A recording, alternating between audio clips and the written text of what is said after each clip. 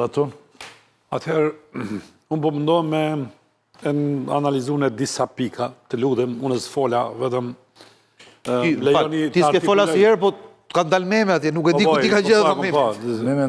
Kështu që ke rastin sot t'japësh material problemet. E para, është gabim të mos merret seriozisht kjo protestë. Aty janë grupime që mendojnë se sistemi nuk i dëgjon, që perspektiva është e munguar, që s'kan hapësirë politike, që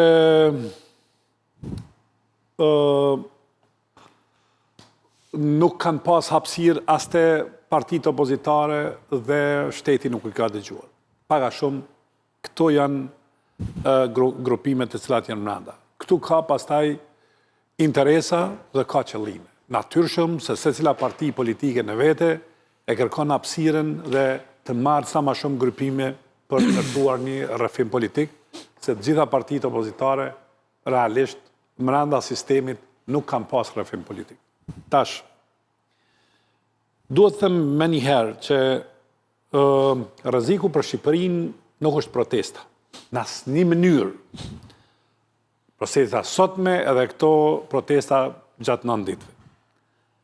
Rreziku për Shqipërinë, për qeverinë, për çdo do të ishte sikur që pas një kohe ose pas disa vitesh këta njerëz mos të protestonin, por të kapin avionin dhe të alëshonin Shqipërinë. Dhe ajo që mu më pëlqen është se njerëzit protestojnë. Por, mranda protestës tash, duhet një analizë tjetër. Se mendoj që po bot një gabim, se une jam rritur me protesta zdi, e gjithë jeta ime që nga viti 80-81 është rritur në gjendje të jashtëzakonshme dhe në protesta. E di përmendsh reagimin. Dhe e di përmendsh regionin se si ka ndërtuar rrëfimin e protestës. Dhe unë mendoj që duke e parë zonin Ibrahimi, unë mund të them që po bëhet lexim i gabuar i njerëzve në rrugë. Nuk ka rëndësi a janë 2.000, a janë 5.000. Nuk kanë numrat realisht kanë rëndësi kur përpiqesh të... Numra të konsiderueshëm, jo. Jo, vetëm pak ta sëroj, se mund të jenë 100.000 dhe s'kanë kuptim. Janë numra të mëdhenj. Po s'është problemi numrat faktikisht. Numrat kanë rëndësi kur përpiqesh të kuptosh forcën elektorale të një lëvizje. Kjo nuk është lëvizje elektorale. Kjo është lëvizje që ka një pakënaqësi brenda. Por, ajo që mu më shqetëson është që lëvizja ose ky grupim nuk ka kauzë të qartë politike. Dhe kjo kauzë të qartë politike e bën këtë grupim shumë kaotik.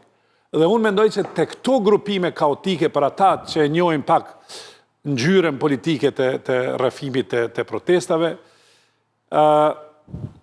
kryesisht funksionojnë pa lider, pa një organizat mrapa, nuk kanë program dhe nuk kanë ambicie për të rënuar liderin. Arlindi ta tha, jo se s'kan, po bëjmë bajnë të fshet.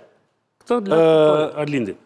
Dhe ajo që është gabim, është gabim të trajtohet si grupim që bën kërcënim politik. Ky është gabimi.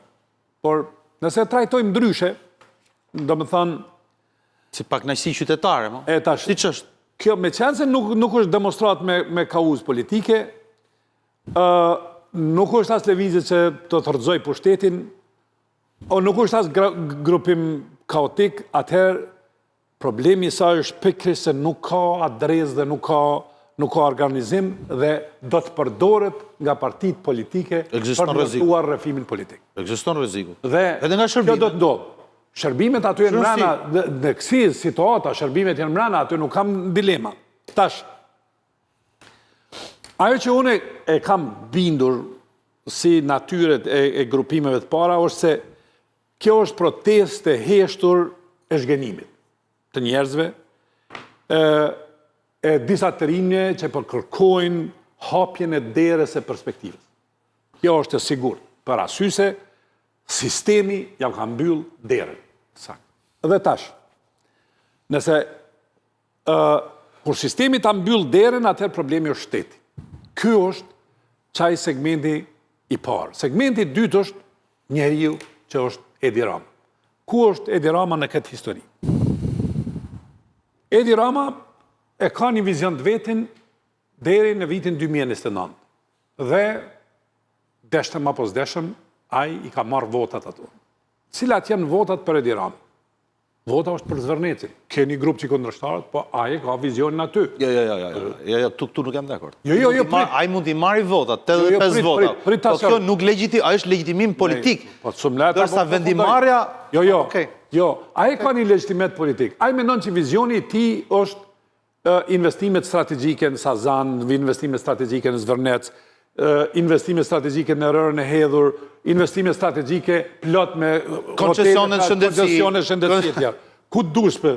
Dhe si kontestohet një leadership i cili e ka një vizion dhe e ka parasitur dhe ka fituar votës?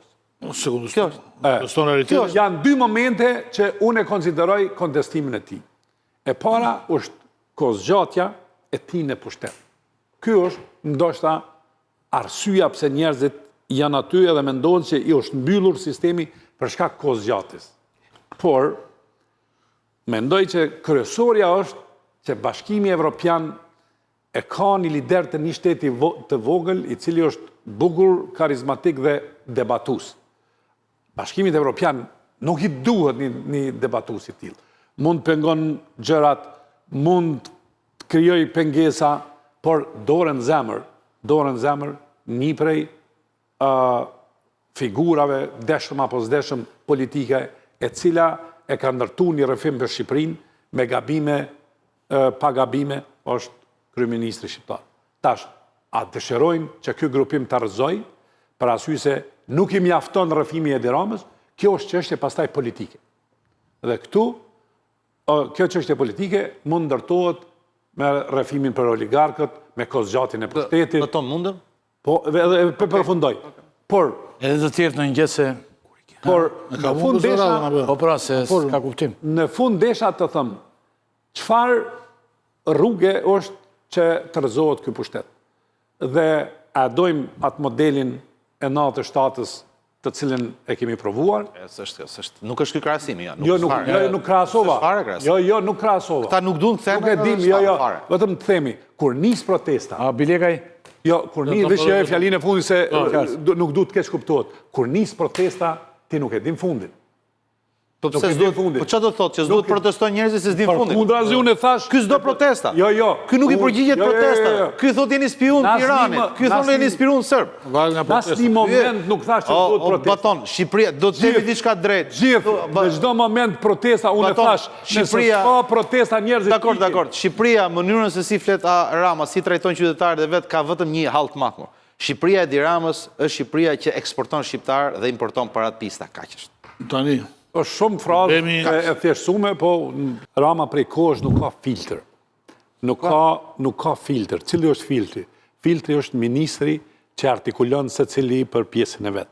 Ja artikuloj sot për pjesën e vet. Po, si eksperte. Unë mendoj që ky nuk kishte artikulim politik, kishte artikulim teknik. Rama nuk e ka asnjë ministër. Hiç blendi klosin që del në një farë mënyrë për të mbrojtur diçka.